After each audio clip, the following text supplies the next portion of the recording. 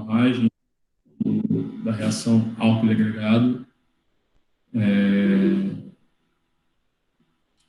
e várias outras patologias que a gente possa ter, questão de recálculo diferencial, quando a gente trabalha solos diferentes. Por mais que a gente fale que a gente tem que chegar na rocha, nem sempre a gente vai conseguir chegar na rocha. Vai ser muito comum vocês pegarem barragens para executar, barragens de menor porte, e o cliente fala assim, olha, eu não consigo escavar para chegar na rocha do santo, né? Então, a gente vai ter que trabalhar ali com a rocha fraturada, com um solo mole. Então, a gente vai ter que lançar mão de soluções geotécnicas para poder resolver esse problema e assentar a estrutura que você mencionou, tá? Desde o vertedouro, desde a tomada d'água, a comporta, o barramento em si, tá? A gente vai ter que assentar naquele material e ver como trabalhar com aquele arcabouço geológico, geotécnico ali, de forma a otimizar no custo e a caber no bolso, na intenção do cliente, garantir uma segurança, tá bom?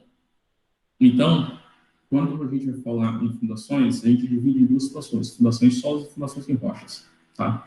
Quando falando em fundações em rochas, a gente tem basicamente 3 tipos de solos. São solos permeáveis, são solos moles, tá? E solos colapsíveis, solos porosos, tá bom? Então, o solo permeável, aquele solo que tem uma vazão significativa, né? Então, ele tem uma permeabilidade alta, uma taxa de permeabilidade alta, e a gente tem que tomar muita atenção com ele, justamente com a fuga d'água, né? Duas situações que é comum em solo permeável, é a perca d'água e uma força de percolação. E essa força de percolação vai causar o quê, na grande maioria das vezes, para a gente? Alguém lembra aí uma das patologias características de barragens? Piping, tá? Então, ou seja, se eu tenho uma força de percolação muito alta, eu tenho um risco de piping grande, tá bom? Então, a gente vai trabalhar aqui com esse material. E quais são os nossos solos permeáveis, tá? Nossos principais solos permeáveis, a gente vai trabalhando com areia e com os pedregulhos, né? E o enroncamento, propriamente dito, a gente trabalha com enroncamento maior, né?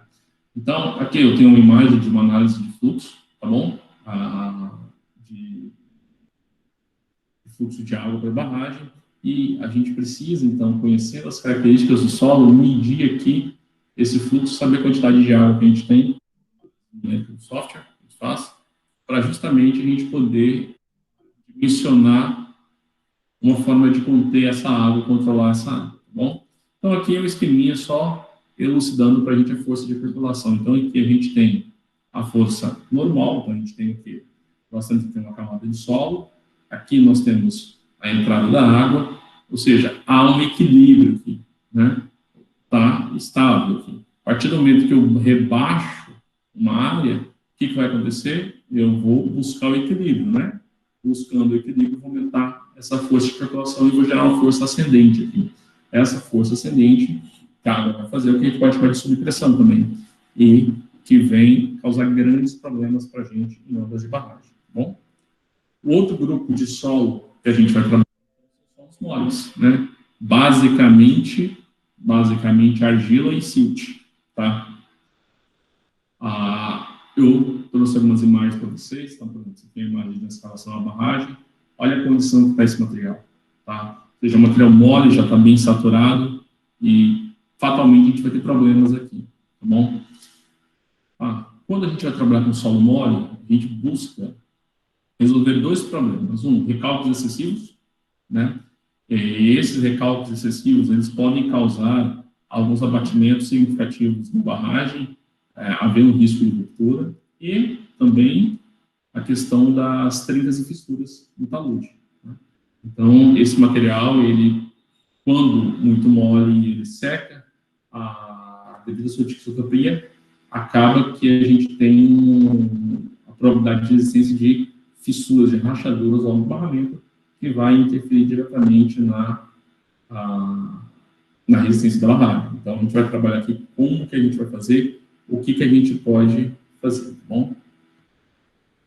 E, por fim, o grupo de solos colapsíveis. Solos porosos, colapsíveis, né? Então, o que que a gente tem de característica nesse material? Primeiro, uma elevada porosidade. Segundo, um baixo grau de saturação. Tá? E a gente vai tentar trabalhar em obras de barragem para justamente mitigar os recálculos instantâneos que podem acontecer. Né? Então, são materiais que eles vão apresentar para a gente um tipo de coesão aparente, vão apresentar uma resistência aparente, e esse material, quando solicitado, ele apresenta um recálculo significativo. Tá? Duas hipóteses podem acontecer, uma com a aplicação da carga, né? E a segunda com a variação da condutividade, ou com o aumento do grau de saturação. Então, há um risco de um rebaixamento rápido dele, de um recalque rápido, o que vai nos causar problema. Aqui a gente tem um gráfico que representa um pouco de como isso acontece, né? Então, o material está aqui, ó, deformação sem mudar a teor de umidade.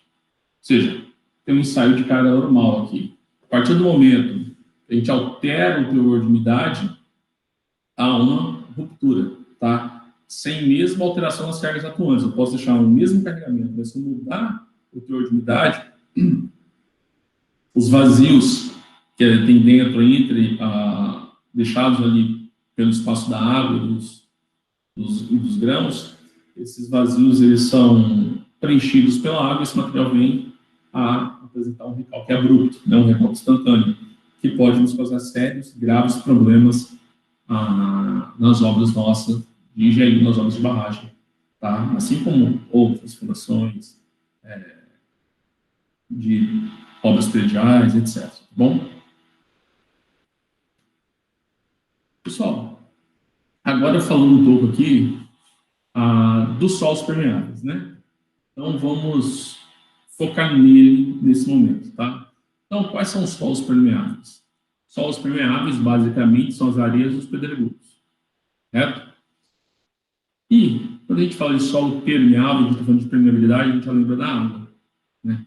Então, eu até coloquei aqui, ó, água versus engenharia civil, né? Então, nós já discutimos várias vezes que a água, muitas vezes, a gente não é um problema, né? O que a gente pode ter de problema com a presença da água no solo? Tá? Vamos lá, Gisele, o que você acha? O senhor pode repetir? O que a gente pode ter de problema com a água na engenharia civil, no solo? Quais problemas que a gente pode ter?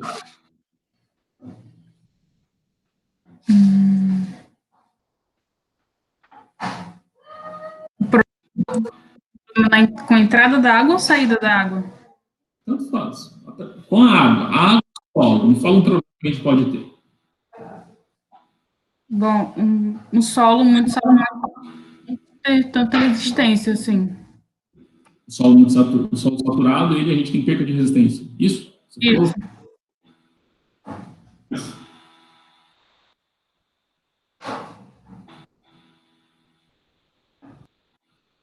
Vamos pegar esse tema que você falou.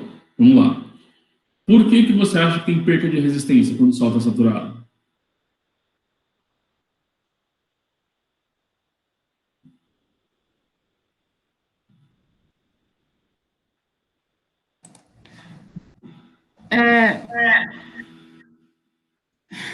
Eu acredito que seja, por exemplo, um solo, quando ele está muito saturado, ele sofre alguma deformação e tem muitos poros no solo, a água tende a sair pelos poros do solo.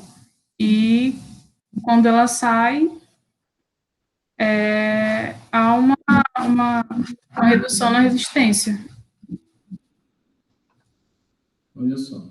Na realidade, quando ela sai, a gente vai ter o recalque, a gente vai ter uma aproximação dos grãos. Ou seja, a gente teve uma compressão do solo, processo de adensamento.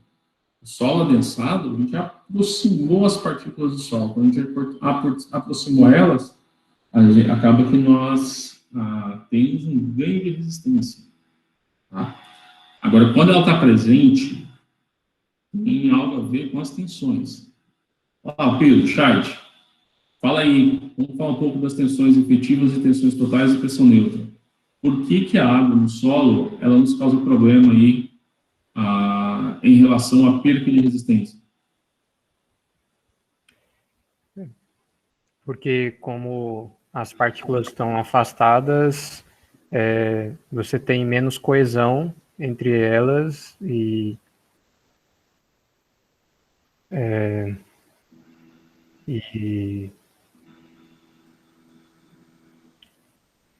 bom, e tem a questão da tensão, a tensão efetiva mesmo, ela ser a tensão real no solo sem a presença da água, né?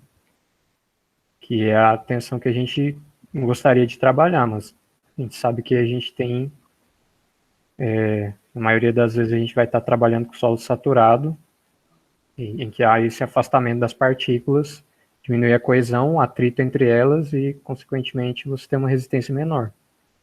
Tá, mas por que as partículas se afastam? Pela presença da água. Que causa que tipo de força, de esforço? Pressão? Neutra. Pressão neutra, ou seja, tensão total, obrigado, Pedro. Tensão total nada mais é do que todas as tensões existentes no solo. Então, nós temos que a tensão total é quem? A tensão efetiva mais a tensão neutra. Tá? A tensão real de contato entre as partículas é a tensão efetiva. Quando a água está presente ali no solo, o que vai acontecer? Ela tem essa tensão neutra, então ela tende a separar, ela não deixa um grão aproximar do outro. Né? Com isso, a gente tem um afastamento e a gente tem uma perda de resistência. Tá? Não só isso, a gente tem também problemas construtivos. Tá? Por exemplo, a gente está fazendo uma obra subterrânea com o solo freático, então a água ali é um problema para a gente. A gente tem questões de instabilidade, né? Instabilização do maciço de solo. A gente tem um aumento também da carga, do peso, da tensão do solo, tá? Que vai aumentar, consequentemente, seu empuxativo. No processo de escavação, a gente pode ter a instabilização da escavação. Bom, nós já falamos anteriormente, a gente pode ter o quê? Essa fuga, nessa saída de água, o carreamento de materiais que vai nos causar o pipe, o Vitor falou, tá? Então, o que a gente precisa fazer? Quando a gente trabalha em fundação solos permeáveis para barragem, a gente precisa evitar, tanto quanto possível, que a água penetre na região de indesejável e facilitar até o impossível, entre aspas, a sua saída dessa região. Tá? Aí eu deixo a pergunta para vocês: como podemos executar isso em projetos de barragem? Como que a gente vai fazer isso daí? Fala para a gente, Fernando, como que eu posso evitar que a água penetre na região de indesejável e facilitar a saída dela em barragens, em projetos, em fundações de barragem? O que a gente pode fazer?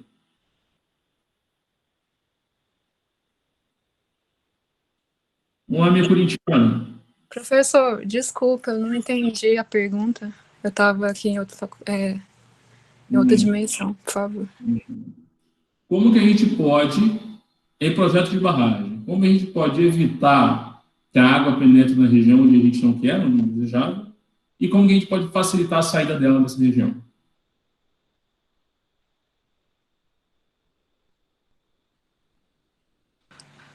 Bom, para evitar, era aquela história do como é que era? Kutchoff, né? Eu não esqueci aquele negócio. Kutoff. Isso. Para evitar que ela entre, não é isso? Se eu não me engano, era isso. E para ela sair... Ai, professor, eu esqueci. Sinceramente falando. Ana Cláudia, você lembra? Tá. A gente tenta encontrar soluções para pelo menos diminuir a forma que a água está chegando nessa barragem, e a gente meio que canaliza, faz um caminho dentro da barragem para que a água consiga passar por ali e sair.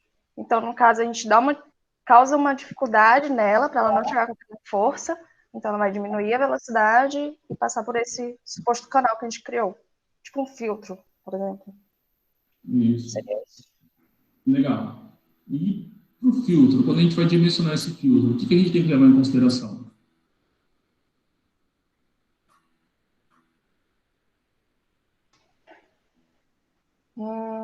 Se fosse colocar assim, ó, para o meu filtro funcionar, qual seria ela? Talvez... Deixa eu pensar. Eu lembro daqueles desenhos que a água está chegando na barragem e a direção dela dentro da barragem depende, né? Tem ela, tipo, indo lá no topo ou decaindo. Então, a gente tem que fazer esse estudo para tentar direcionar, para poder colocar o filtro em si, se ele vai ser vertical, se é horizontal. Então, a gente precisa ver essa linha neutra, talvez, eu acho que seja esse o nome, da água dentro da barragem, para conseguir fazer esse dimensionamento. Deixa eu refazer minha pergunta. Tá.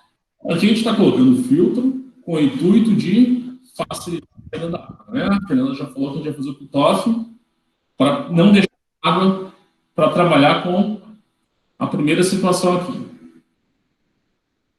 Certo. Então, aqui a Fernanda falou cutoff. E aqui a gente está falando dos filtros barra drenos, correto? Funcionando assim, conceitualmente, fisicamente, o que o seu filtro, que característica que o seu filtro tem que ter para que ele funcione? Tá, ele tem que ser permeável. Opa, tem que ser permeável. Então, se ele é permeável, tem que ter o quê? Areia. Porosidade. Porosidade, né? No caso, a gente usa areia, porque é uma material que a gente vai comparar, respeitando aqueles D15, D85 do solo, de acordo com os critérios de dimensionamento do filtro, né? Beleza, você já falou. Então, a gente tem que ter porosidade para a água poder passar, tá? Mas, além da porosidade para a água poder passar, a gente tem que ter uma outra situação. Qual que é? Fala aí, Maiele. Professor, eu estou bem aqui mexendo no caderno, tentando lembrar, e eu achei só a parte que eu anotei sobre o filtro. E tem alguma coisa falando sobre betume, que ele era característica de flexível e permeável, mas...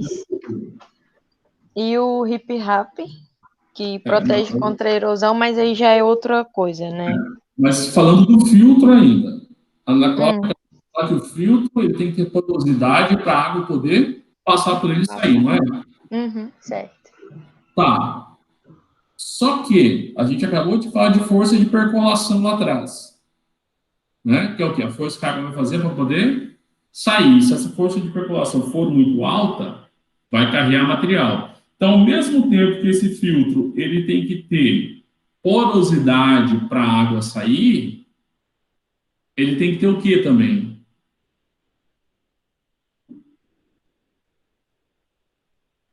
Uma granulometria os grãos serem encaminhados, né? Tem que ter poro para a água sair, só que esse poro não pode ser grande demais e haja possibilidade da água ser carreada. Lembraram?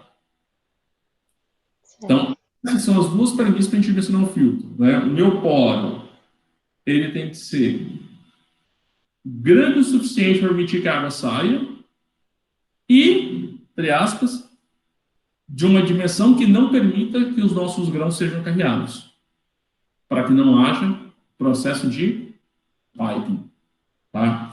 Então, a gente vai evitar, tanto quanto possível, que a água penetre na região indesejável através de soluções de impermeabilização.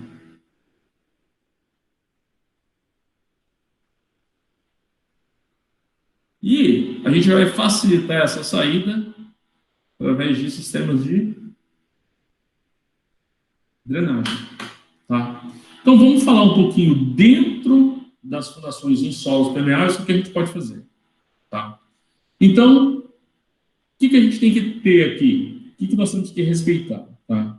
Então, primeiro, eliminando ou reduzindo a valores desprezíveis através da construção de barreiras impermeáveis completas até o horizonte permeável. Eliminando a quem? A permeabilidade, né? Possibilidade de passagem de água. 2, reduzindo a mediante a construção de uma barreira impermeável incompleta que aumente as linhas de fluxo, proporcionando aumento da perda de carga e redução das supressões do gradiente hidráulico e da vazão. Está aumentando o trabalho, porque se eu permito que haja um aumento demasiado da subpressão, a gente tem aquele risco de rotação da barragem, de ruptura, certo? E, por último, apenas controlando-a mediante a construção de drenos, método este praticamente imprescindível que pode ser associado aos dois anteriores, né? Então, essas são as 3 funções que a gente tem que atentar, são as 3 situações que a gente tem que atentar para fundações em solos permeáveis, né? Então, isso aqui é o que a gente tem que levar em consideração nos projetos, tá? Não pode esquecer em hipótese alguma. Então, quando a gente fala em barreiras impermeáveis completas, a gente está falando de quê, né? Não é do tempo de vocês, eu estou sendo saudosista aqui, eu vou ter uma foto do primeiro Street Fighter aqui, o Honda defendendo o Hadouken do Ryu, aqui, né? Parecia uma águazinha, então é uma barreira aqui defendendo essa água, eu gostei dessa fotinha. Tá? Não tem muita coisa a ver não, mas minha imaginação foi fértil não. Enfim, quais são as nossas barreiras impermeáveis completas? São as trincheiras impermeáveis, parede de diafragma, as cortinas de estaca-prancha, tá? E injeções de impermeabilização. Alguém pediu alguma coisa? Do nosso tempo também. É isso aí, tá? Então, esses são os 4 principais tipos de barreiras impermeáveis que vocês vão projetar em solos permeáveis, né? Areia e pedregulho, tá bom? Falando um pouquinho de cada uma delas, tá?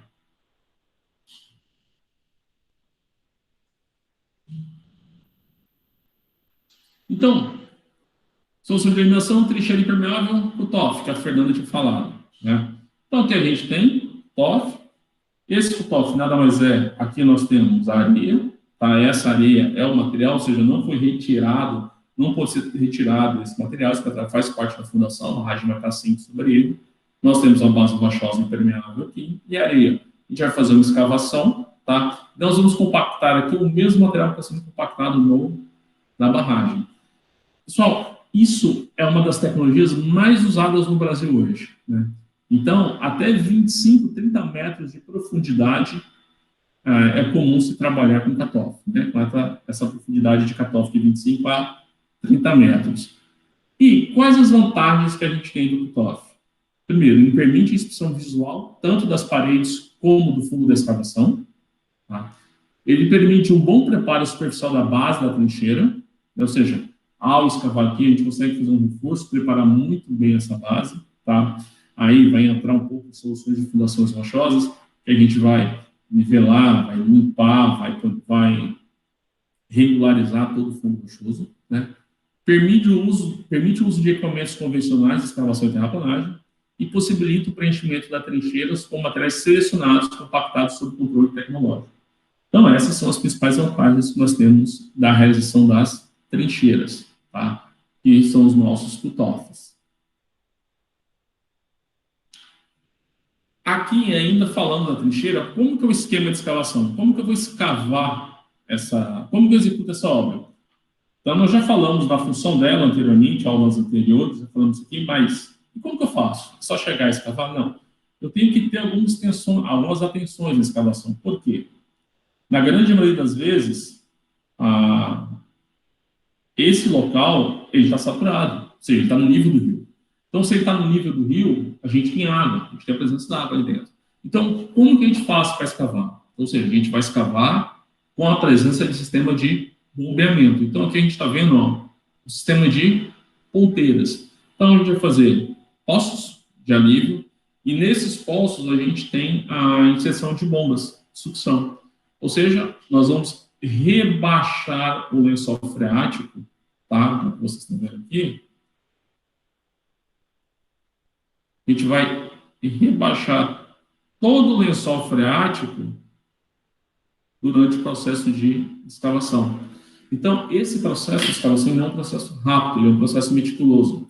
E detalhe, não só a gente rebaixar. Aqui, nós temos que fazer um estudo muito bem feito das propriedades de resistência desse material, justamente para poder trabalhar com esse talude, para evitar o risco de desmoronamento dele, né? Então, a gente vai trabalhar com inclinação, com tudo isso, atrelado com esse bombeamento, com essa retirada da água daí de dentro. Uma outra solução que a gente tem para solos permeáveis, areia e pedregulho, é a presença das paredes diafragmas, né? A diafragma nada mais é do que uma parede de concreto que a gente vai fazer, tá? Então, a gente tem aqui uma escavação e a gente tem essa parede de concreto. E essa escavação, pessoal, a gente costuma fazer ela com lama bentonítica, tá? Por quê? Como a fundação é profunda, essa escavação, e há um risco de fechamento, então é muito comum a gente usar escavação com lama bentonítica. A lama bentonítica, ela é expansiva, tisotrópica, ela vai o quê? Ela vai dar sustentabilidade ao processo de escavação, e depois a gente vai injetando o concreto ali, como se fosse a escavação de um estaca de grande diâmetro, um estacão, o pessoal, ou barrete, que o pessoal usa a lama bentonítica para sua escavação. Aí, o que acontece? É muito comum o pessoal usar concreto para fazer as paredes diafragmas. Só que o concreto vai causar algum problema para a gente, é o que vocês estão vendo aqui, ó, tá? Então, aqui a gente tem uma elevada taxa de compressão, né? A carga da barragem ela é grande, tá? E acaba que nós teremos nessa região aqui uma concentração de cargas, tá? E essa concentração de cargas pode vir causar fissuras na barragem. Por que vai causar essa fissura? Reação devido a esse elemento rígido. Então, quando a gente faz a parede de concreto, só concreto, e ela não consegue trabalhar, acaba que a gente tem um risco de ruptura aí na junção da parede diafragma com a base da barragem, né? Devido a ser um elemento muito rígido e não permitir que esse material trabalhe. Então, não permitir que a fundação trabalhe. E como ela acaba trabalhando, nessa junção a gente acaba havendo o risco de fissuras. Por isso que, de determinado tempo para cá, começou-se a trabalhar com a ideia dos diafragmas plásticos. Tá? O que é o diafragma plástico? O procedimento de execução é o mesmo, a diferença é que no concreto o pessoal vai misturar alguns materiais que vão dar plasticidade para ele. Que material? Argila betonítica. Tá? A argila betonítica ela é bastante utilizada porque ela vai dar característica de deformabilidade. Né? Ou seja, ela vai permitir que essa parede diafragma trabalhe, né? Sem vir a causar esse acúmulo de pressão aqui e trincas na fissura. Então, já vem o pessoal desde a década de 40 para cá, trabalhando com a inserção de materiais mais maleáveis para que seja possível a parede diafragma poder trabalhar e apresentar aí uma certa deformabilidade, né? Então, essas trincheiras de lama, que é concreto com lama, elas oferecem como vantagem grande deformabilidade, continuidade da cortina, boa eficiência, necessidade de execução abaixo do lençol freático e, inclusive, em cascata, tá? Em contrapartida, nós temos limitação da profundidade por causa do equipamento que vai ser utilizado, tá? Dificuldade de atravessar materiais mais compactos ou duros, né? E impossibilidade de engastamento em rocha alterada e pequena resistência. Então, esses são os problemas. Aí, no caso, a gente vai ter que ponderar muito bem qual que é a nossa real necessidade, tá? E isso depende do tamanho da obra. Se eu tenho uma obra de grande porte, em que essas reações serão muito altas, então a gente acaba lançando mão da diafragma plástico. Agora, se eu tenho barragem de pequeno porte, que a carga não é tão grande, não é tão significativa, eu posso lançar mão da execução de barragem de concreto. Então, você vai ter que fazer uma análise das possibilidades executivas para poder trabalhar a melhor solução para esses solos permeáveis. Tá? Nossa terceira solução aqui, pessoal, é a injeção de impermeabilização. Tá? Então, o que é essa injeção de impermeabilização que a gente chama de cortina de injeção? Né? A gente vai fazer vários furos, geralmente esses furos aí têm em torno de 4 polegadas, 2,5 de 1 a 3 até 4 polegadas, e nós vamos encher esses furos de concreto. Tá? Esses furos, eles têm que estar espaçados de eixo a eixo em torno de 1 metro de distância um do outro, tá bom? Então, a gente vai fazendo linhas, certo? 1 metro de eixo a eixo desses furos, e a gente vai enchendo com concreto. Então, o que a gente vai fazer aqui? Ó, a gente vem com o processo de escavação, tá? Igual vocês estão vendo aqui. Depois, lá em cima, a gente vai começar a lançar o material, desculpa, lá embaixo, e esse lançamento de material a gente vai injetar com uma pressão máxima lá embaixo. Por que com a pressão máxima lá embaixo? Porque é justamente onde eu quero impermeabilizar, e conforme eu vou subindo, eu vou diminuindo essa pressão. Tá? E por que eu vou diminuindo essa pressão conforme eu vou subindo? Porque eu posso ter problemas de estrangulamento aqui, não só isso, mas eu posso ter problemas aqui de abertura demasiada aqui em cima, sendo que não há necessidade. Eu preciso ter uma taxa de injeção, uma pressão de injeção mais alta aqui embaixo, para justamente aumentar a minha cortina. Conforme eu estou subindo, eu estou saindo da minha linha freática. Então, não tem necessidade de injetar uma pressão tão alta. Né? Então, eu coloquei uma ordem aqui, por exemplo, para execução. Então, primeiro deve ser realizada a abertura dos furos, com equipamento rotopercussivo, retirar os detritos oriundos do processo de escavação. A gente vai retirar esse processo de escavação, ele é muito parecido com a estaca raiz, tá?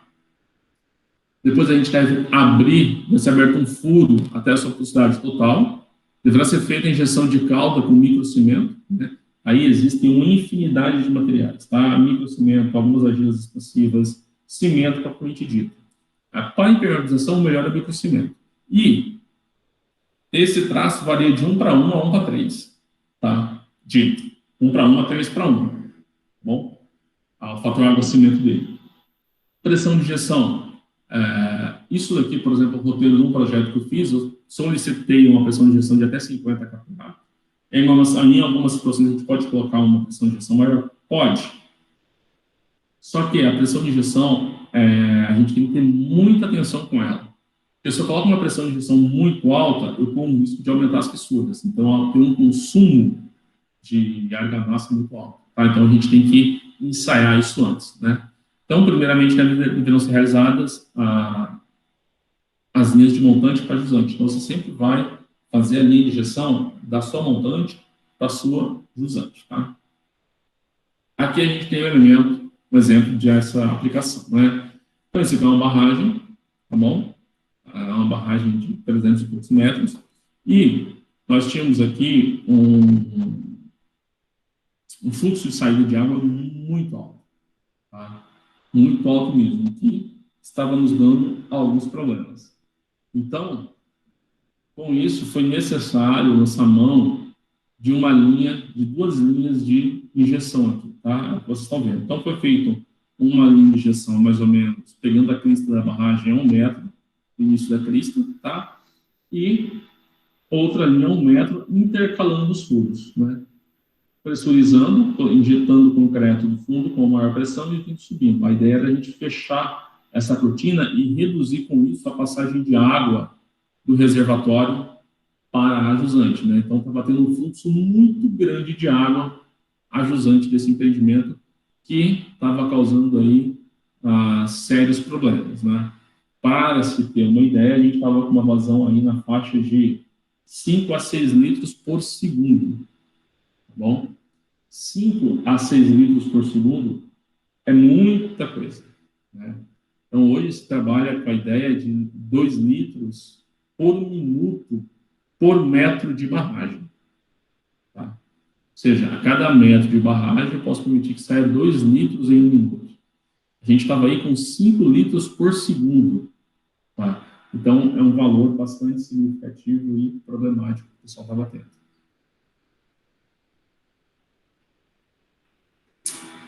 Aqui alguns casos que se trabalhou em gestão de impermeabilização, tá? Que tivemos aí grandes profundidades, né? Então, 2 exemplos, como é a barragem de Terzag, no Canadá, tá? As injeções dela, as cortinas de injeção chegaram a 155 metros de profundidade, cada cortina, ou seja, esses pontos que vocês estão vendo aqui, ó, isso daqui, chegaram a 155 metros, e na barragem de Assuan, no Egito, as cortinas de injeção tiveram 255 metros de profundidade ao longo de todo esse trecho da barragem aqui. Tá? Então, foi um volume significativo de concreto. Bom. E aqui a gente tem barragens impermeáveis incompletas, né? Qual que é o intuito da barragem impermeável incompleta? O intuito dela é a gente diminuir a força de flutuação, aumentando o trabalho da água, né? Aí vai entrar o tapete permeável montante, tá? Os filtros, os drenos, posto de alívio, tá? Cutoff parcial, e não chegando até a base rígida, né? Então, são várias situações intermediárias que nós temos em que o material, por mais que seja permeável para a fundação, você tem um fluxo controlado, né? Não é uma permeabilidade muito alta. Então, você não precisa, digamos que, vedar. Você precisa apenas aumentar o trabalho da água. Com isso, você diminui a força de percolação e diminui a subpressão. Ok? Então, esses são os pontos que a gente tem que ter atenção no seu projeto quando você pegar uma barragem em solos permeáveis. A areia, arenito, areia, pedregulho e alguns enrocamentos fraturados.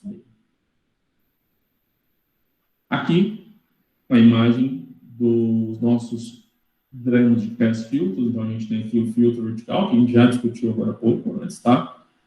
Execução do dreno, aqui, ó, a execução do dreno de pé, tá? E a imagem aqui também mostrando o dreno de pé que está aqui embaixo dessa barragem.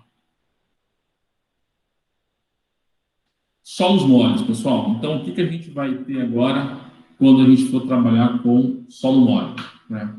Então, quando a gente pega um problema desse, basicamente a gente tem duas situações. Ou a gente retira esse material, tá? Ou a gente trabalha usando ele, né? Então, quando você está trabalhando com a barragem de rejeito, vamos pegar as barragens de rejeito aqui, a Maiele pode até dar uma aula para a gente de barragem de rejeito. Tá? Ela mora pertinho de uma bem grande. Ô, fé, professor. Lógico, tá? Então, nós temos três tipos de forma de fazer o alteamento das barragens de rejeito. Ou ele é ajusante, ou ele é montante, ou ele é pelo núcleo central, tá?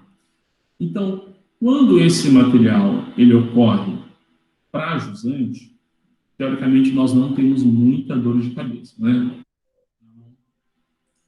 Vamos pegar aqui.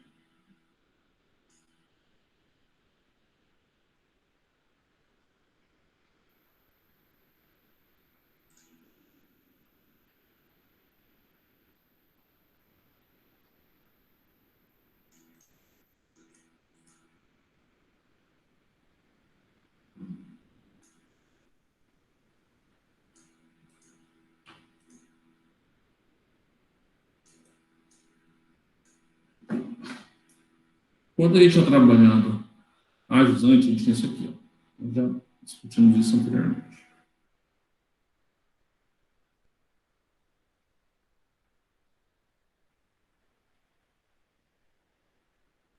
Tá? A gente tem a barragem, então o meu alteamento vai ser aqui, ó.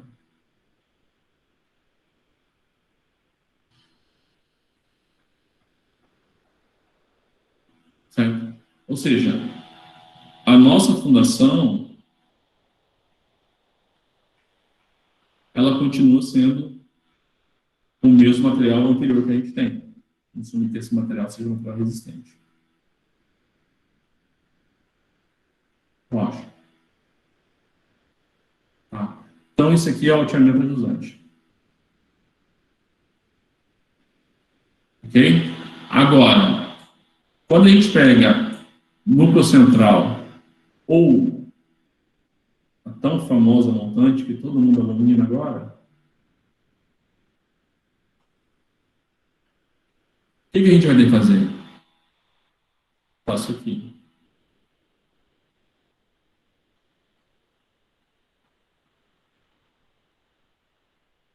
O que está acontecendo aqui, pessoal? Isso daqui é solo mole.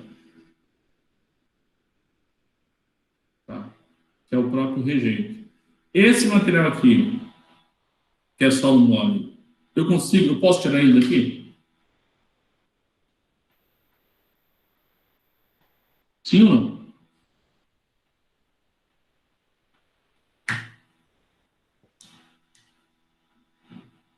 Posso ou não, gente? Alguém se atreve? Acho que não. Por quê?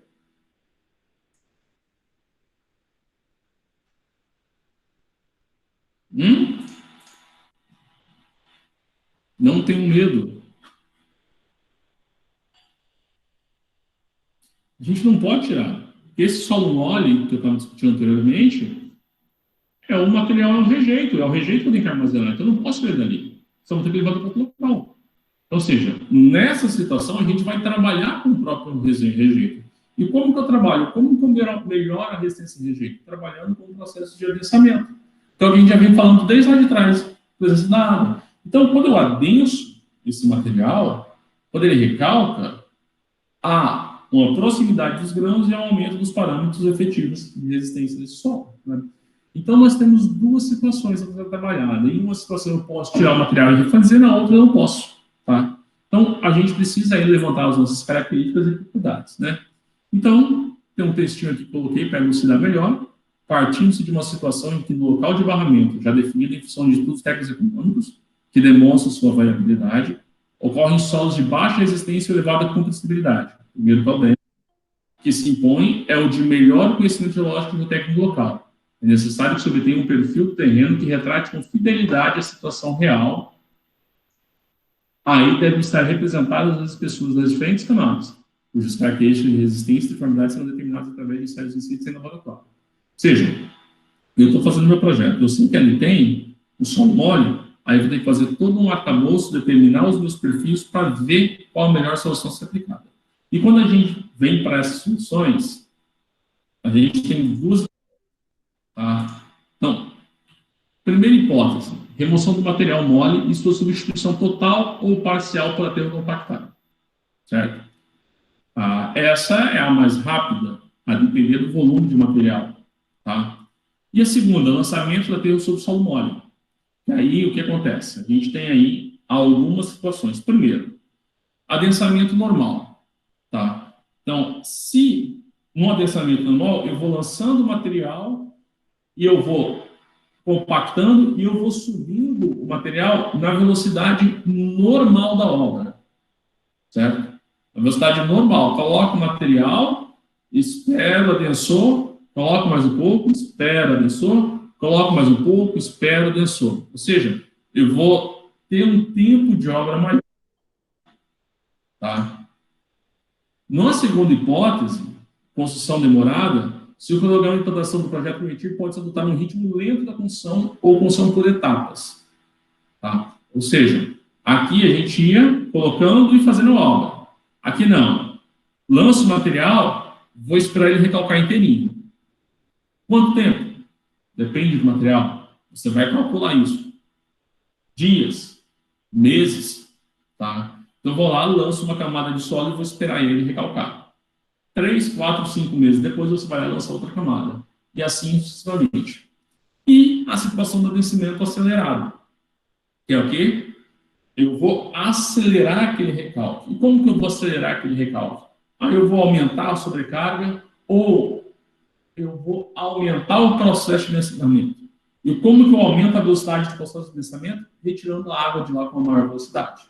Aí a gente vai lançar um de drenos, tá? Esses drenos podem ser tanto geodrenos, certo? Geotubos, ou eu posso usar estaca de brita, estaca de areia, tá? Em que eu vou acelerar essa saída de água e, consequentemente, eu tenho um rebaixamento mais rápido.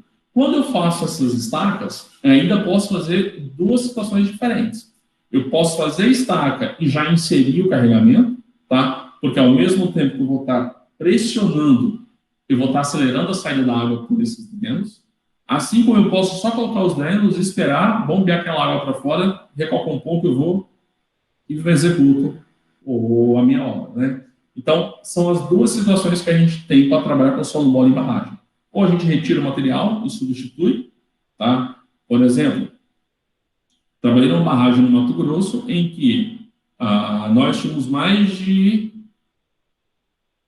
250 metros de comprimento de barragem sobre solo mole. A gente tinha perfil de 10 a 15 metros de solo mole. Então, ou seja, nesse caso, o volume não era tão significativo, tá? Então, a gente retirou todo esse material. Foi aí 2 meses retirando, escavando. Só que, nesse caso, valia a pena retirar o material. Tinha se botar fora para fazer isso. Tá?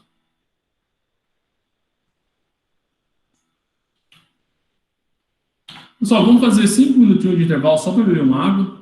Pode ser?